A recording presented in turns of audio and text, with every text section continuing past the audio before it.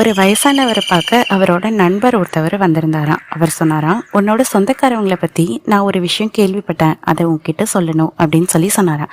முதல்ல நான் உன்கிட்ட 3 கேள்வி கேட்குறேன், அதுக்கு பதில சொல்லிட்டு அப்புறம் நீ சொல்ல வந்ததை சொல்லுன்னு வயசானவர் சொன்னாராம். முதல் கேள்வி, நீ சொல்ல வந்தது நல்ல விஷயமா கெட்ட விஷயமான்னு கேட்டாராம். நல்ல விஷயம் மாதிரி எனக்கு தெரியல அப்படின்னு பதில் வந்தது. ரெண்டாவது கேள்வி, நீ சொல்ல வந்தது 100% உண்மைதான்னு உனக்கு தெரியுமா?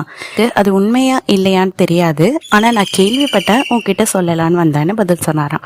மூணாவது கேள்வி, நீ சொல்றதுனால எனக்கு ஏதாவது பயன் இருக்கா அப்படின்னு கேட்டதுக்கு, கேள்விப்பட்டதை உன்கிட்ட சொல்லலான்னு வந்தேன்னு மறுபடியும் சொன்னாராம்.